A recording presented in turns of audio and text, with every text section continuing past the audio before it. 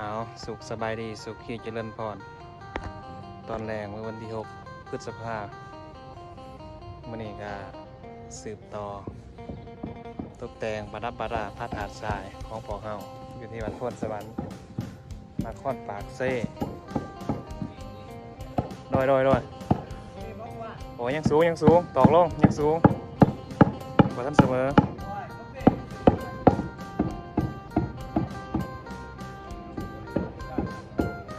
ยังสูงอยู่ได้หันยังสูง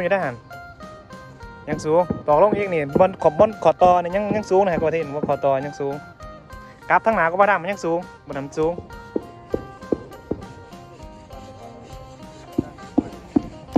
ความสูงนี่บ่มีปริมาณ บ่มีระดับแต่ว่าเฮ็ดมันเป็น5คัน5ดอกบัวคัน5หมายถึงคัน5คันหมายถึงคัน5รูปเวทนาสัญญาสังขารวิญญาณที่อยู่ในกายของเฮาที่อยู่ในชีวิตของมนุษย์ในสิ่งที่มีชีวิต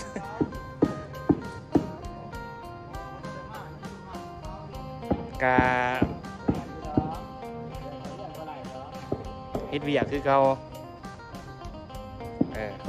เฮ็ดเพื่อไว้เนาะเพื่อไว้เพื่อ เวลาหอดงานจึงสิบ่ลำบากบ่ยากในการตกแต่งประดับประดาแต่ว่าเตรียมเข้าพิธีสูตรถวายให้วัดทางธรรมเทศนาไปพระหับศีลแล้วแม่ครูบาอาจารย์ตามพิธีกรรมหรือว่าประเพณีของชาวพุทธของพวกเราขั้นตอนในการเป็นบุญทางการมีการไหว้พระสมาทานศีลทางธรรมเทศนาเพื่อเจริญปัญญาเจริญสมาธิพัฒนาภาวนาในการใช้ชีวิตเพื่อปรับใส่2 34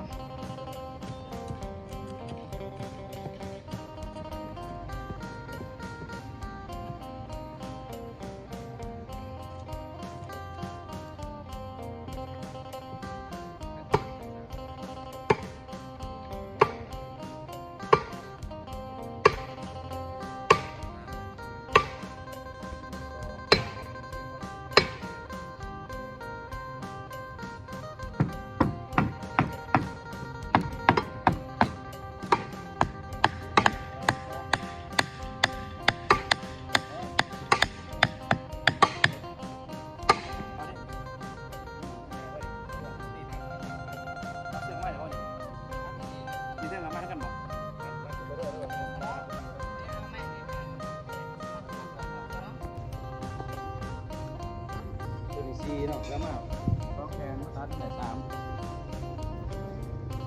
เฮ็ดอยู่เนาะตอนนี้ก็ทมดินเขาในบล็อกประธาตุทรายของเขาตอนนี้ก็เฮ็ดแบบเรียบร้อยบล็อกที่2ยังเหลือบล็อกที่3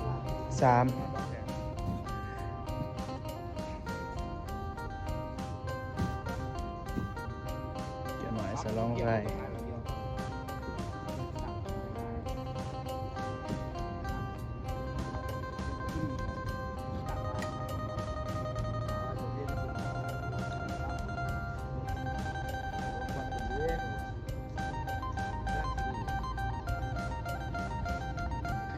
กำลังสีดีจักโมงสิวะ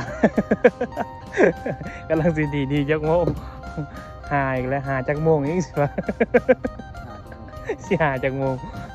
บ่มีโมงนะหาทุกนาทีทุกเวลา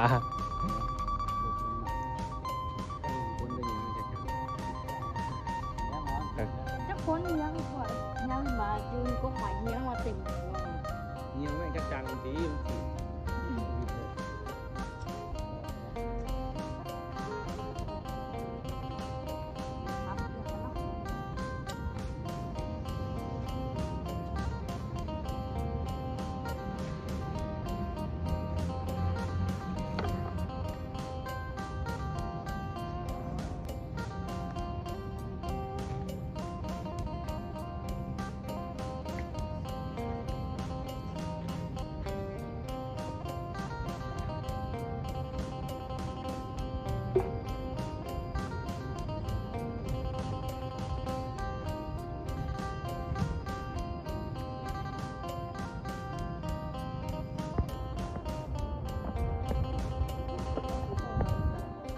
บายดีตอนเช้าสืบต่อตั้งใจเด้อพี่น้องเฮาไปอดใจได้อยากอ้าวคือว่าขาดพากันเฮ็ดจะได้คือว่าขาดเห็นปกนี้เมื่อยว่านี่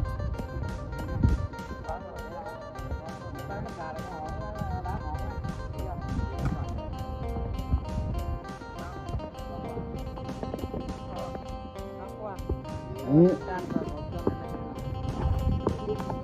ครับต้มดินแน่นร้ายปะจ๊ะแน่นวะต้มดินแน่นร้ายปะแต่มันจะไปบอกใหม่เลยมันยังไปบอกเก่าอีกแล้วโอ้โอ้ตามปานนั้นบ่ตามร้านแหนนแสงแหนนได้ยังดูใหม่ดูมาเลย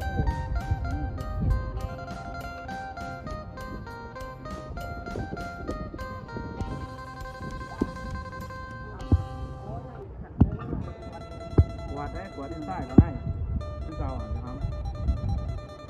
นี่ยัง กินไปตัดก็ที่ตัดใหม่ตอนนั้น โดย ตัดแต่ก็ขอเลยครับ ไปบอกเอ๊ะไปตัดใหม่เอง สนอเอตาวันเนาะนี่เนาะ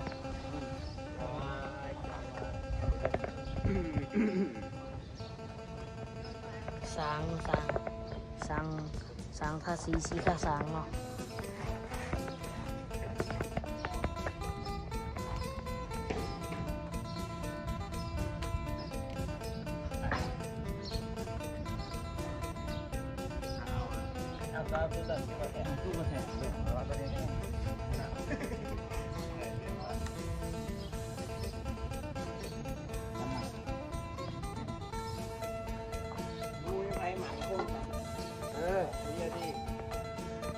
โอ้ตรงเป๊ะ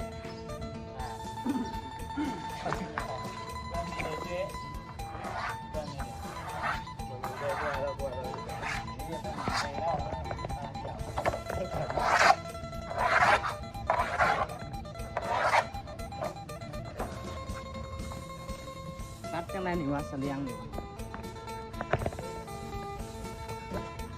เหยียบอินดีตี้เอาเลย สบายดีเจริญพรตอนเช้าพ่อแม่พี่น้องมื้อนี้ก็มาประดับประดาพระธาตุทรายเจดีย์ทรายอยู่ที่วัดโพนสวรรค์ตอนนี้ก็สิตกแต่งประดับขอบพื้นนะเฮ็ดไปดุงม่นสิแหละแล้วก็เฮ็ดแบบเจยๆลงมาสิแบบตีนถาดหั่นนะแบบคันหั่นนะเฮ็ดจักบ่คันมีส่วนดินให้มันเข้าเสมอซ้ำกันก่อนนี่เบิ่งนี่มันยังบางหลายดินเบิ่งนี่เบิ่งนี่ส่วนมากเบิ่งผีน้ำดินบ่ดินมันบางบ่ทันเสมอ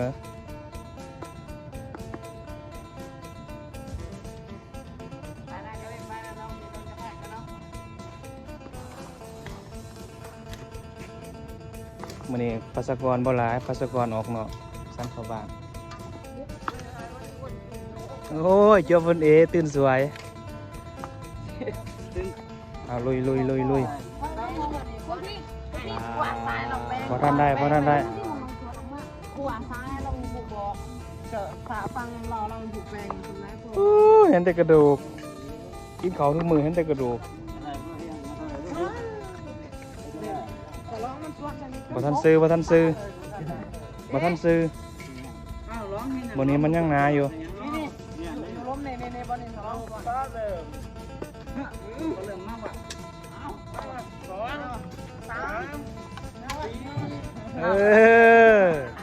สิอย่างตั้มทะเลนะตอนเพลนี่กันเฮ็ด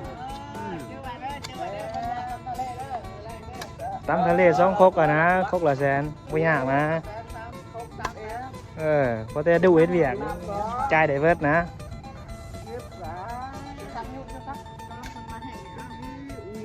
พ่ออันนี้บ่ได้ ต้องละมานเจ้าหน่อยเด้อบ่ได้รังแกเจ้าหน่อยแต่ว่าเพิ่นใจสมัครเฮ็ดเอง กามเริ่มมาแล้วจะหน่อยนะ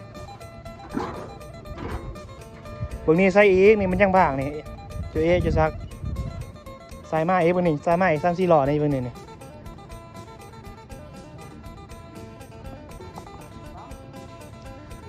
ทำงานคือเก่าออลิลิมเขาตากันได้สวนที่นี่คนที่เข้าบ่ฮักแล้วก็ทิมในวัดที่พูดแต่ก็มาบวชกัน คือว่าหน่อยเห็นเพจหนึ่งหมออาจารย์บอกว่าจะคนแบบผีบ่าบ่เต็มมือบ่คุณว่าแบบว่าเป็นบ่ายาหมายายังนะเขาอยู่งานเลี้ยงไม่ได้บอกว่าแต่ว่าเราบอกว่าก าส่วนหนึ่งก็ถือก็ส่วนหนึ่งก็ถือส่วนหนึ่งก็ผิดแน่ นั่นแต่ว่าเราบอกอยากจะมาเป็นกลุ่ม มันก็มีเด้คนที่เขาบ่ดีเขามาวัดมาว่าเขาก็ดีเขาฟังธรรมะธรรมโมพังคำสอนครูบาอาจารย์เขาสอนเขาก็ดีไป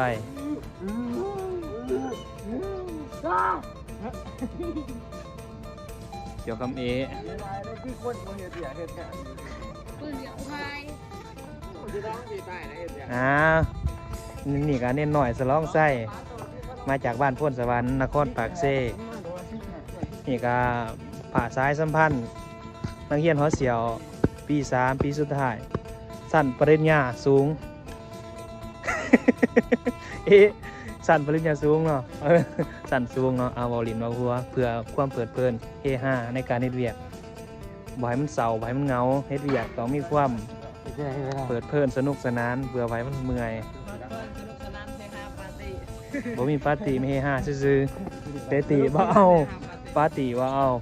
บ่มีเหล้าเบียร์ปาร์ตี้บ่ได้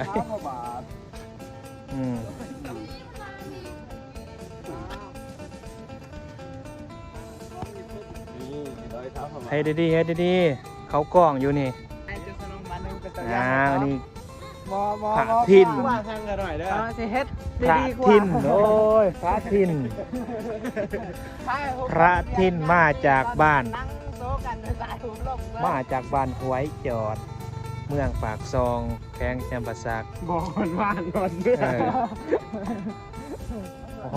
านแล้วที่ก็อยากคู่อยากไปเขาก็สิได้จัก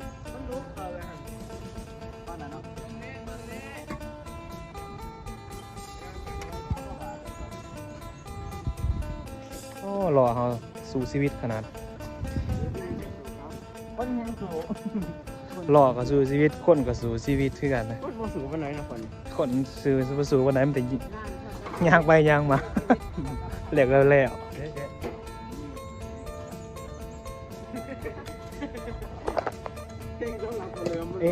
ส่วนขึ้นมานี่ส่วนขึ้นมาบางนี่มันยังบ้างลาได้มึงนี่บางท่านได้เข่าที่เข่าทางได้ไหนต้องบอกท่านเสมอ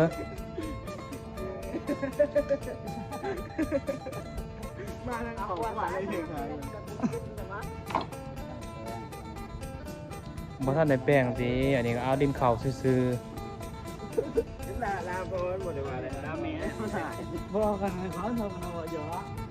นี่คือหนาพระยางซ้ายเนาะคนเห็ดเวียกเนาะนี่คือหนาคนเห็ดเวียกหนาคนนี่คนเห็ดเวียกเนาะคือพระอาจารย์ทิ้งโซติเป็นโยเนาะวัดป่าพุทธสวรรค์เนาะบ้านพุทธสวรรค์วัดป่าบ้านพุทธสวรรค์เนาะคำคมเนาะมันจะเสียเอามาฝังเนาะอย่าดินทรายก็เป็นหู้เดินหาสู้ก็เป็นเชการวิดีโออ่ะดินทรายเนาะการวิดีโออ่ะคำคมยังวะงงตั้งนานก็มันจะคม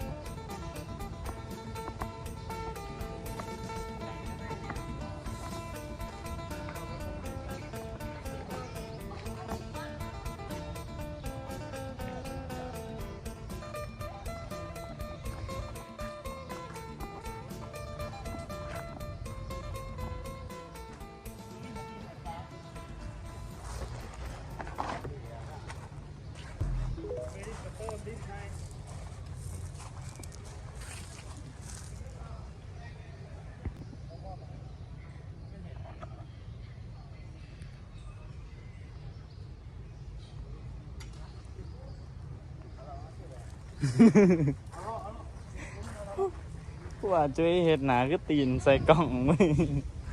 มึงได้ทรายมันหลายเล่เบิ้งนี่เริ่มไม่ได้มากจุ๊บหลอดมากส่วนนี้มาเติมทั้งนั้นมากกว่านี่มึงมากว่าโอ้หลอดมานอนว่ะ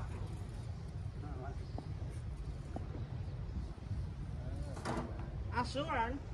ด้วย assurance ย่างอยากบอกภาษาอังกฤษก็บอกว่าเป็น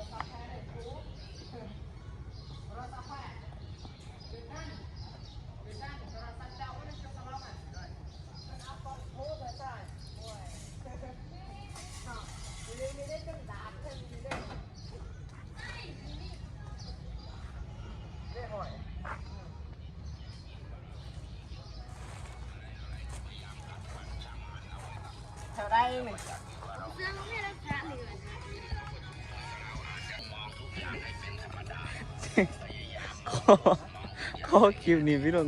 สตอรี่นี่เลย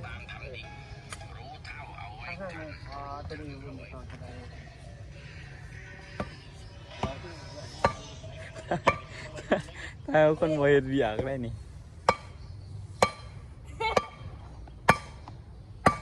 แม่จาง เรามาเนี้ยก็จะไปสุกหลอนนะผู้ชมเนาะ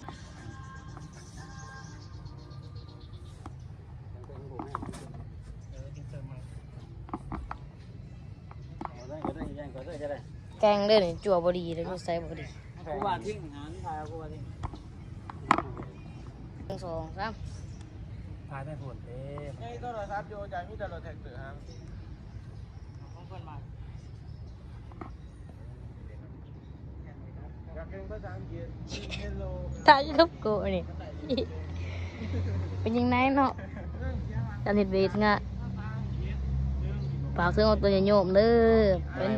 หนุ่มเจ็ดเส้นถากอะกดไลค์กดแชร์คอมเมนต์มาแน่ว่างามหรือว่างามเนาะนี่กับท่านแดวเนาะเหลืออีกขาดสุดท้ายเนาะนี่เนาะ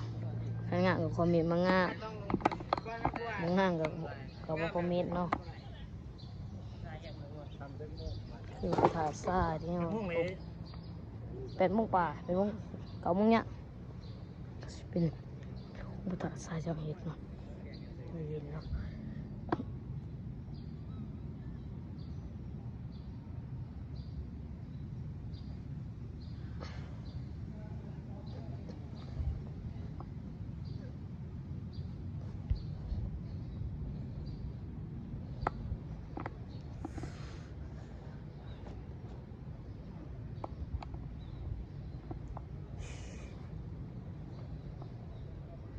เดี๋ยวผมก็จะอัดใส่ของมันเลยลักเสียงจิตตะเสียบลงนี่เนาะนี่คือกราบสวัสดีเนาะสุขีเจนพรเนาะนี่ก็คือพาทิ้งเนาะ สวยกันจังซี่ นี่เนาะนี่ก็สนอโอจันเนาะมันว่าสวยกันในตีเนาะเพิ่นก็ว่าเนาะปลาโตโซกาเฮ็ดคือเก่งเนาะ ให้ลองก่อน บ่ คันมาแล้วก็